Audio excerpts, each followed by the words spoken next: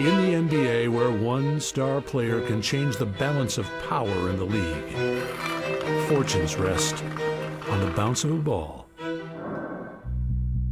The 2003 draft was viewed as a three-person draft with three franchise-changing players, and that would be LeBron James, Darko, and Carmelo.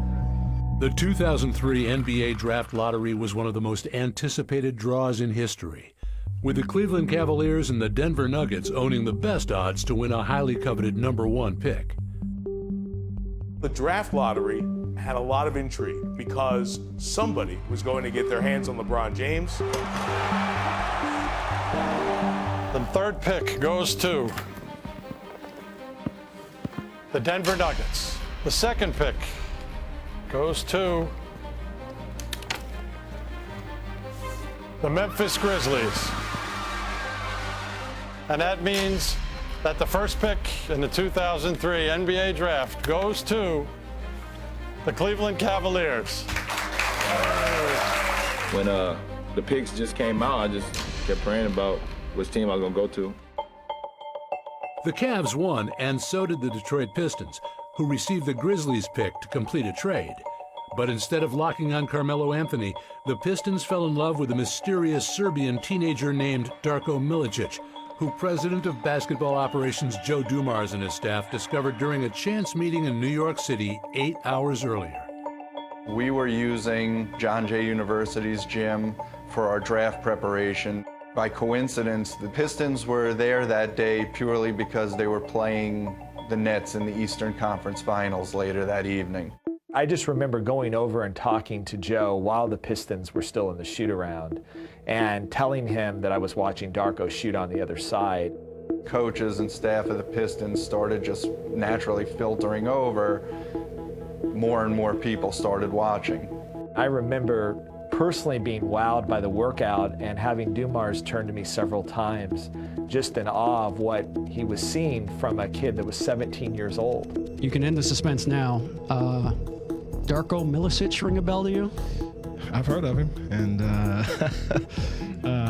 he or Carmelo Anthony would look good in a Piston uniform. I'm gonna be politically correct here, and either one of them would do well with us.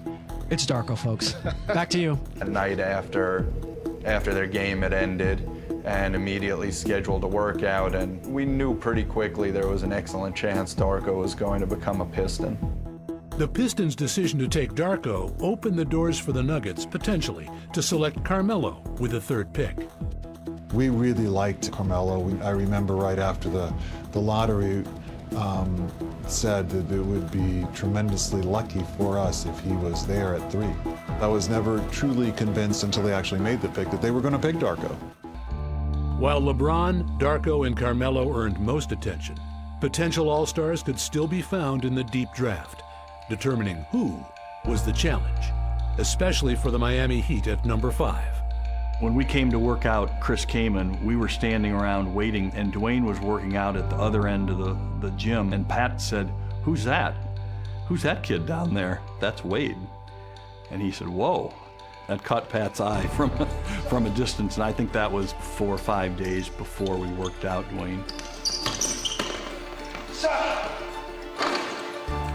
There was a real question mark with Dwyane about whether he shot the ball well enough, whether he handled the ball well enough. This is like 22 notes that I had written to make sure that Dwyane was being prepared for all of the workouts that he was going to have. Very, very excited, very anxious. When I got done with my workout on Saturday, I was, just like a lot laid back. I was like, oh, okay, I did all I can now. Just wait and see what happens. The world's most famous arena is Madison Square Garden, hosting the 2003 class for the NBA Draft. I'm sure we called Cleveland as a courtesy to see if they wanted to trade the #1 pick, which they didn't. The Cleveland Cavaliers select LeBron James. Now the Detroit Pistons are on the clock at #2. The Detroit Pistons select Darko Miletich from Serbia and Montenegro. The Denver Nuggets select Carmelo Anthony from Syracuse University. The Toronto Raptors select Chris Bosh from Georgia Tech University. With Chris Bosh gone at 4, the Heat faced a difficult decision. Should they take the center, Chris Kaman, or gamble on Dwyane Wade? The day of the draft, the whole day, the whole week, I was just numb. I mean, I knew I did everything I could have did in my workouts, and I just had to leave it up to God.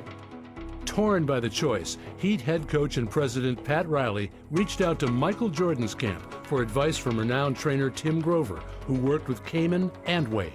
On draft day, I get a call on the cell phone, and it's Pat Riley. And Pat Riley said, hey, listen, we have a decision to make. And he goes, we're considering also 2 of your guys, Dwyane Wade and Chris Kaman.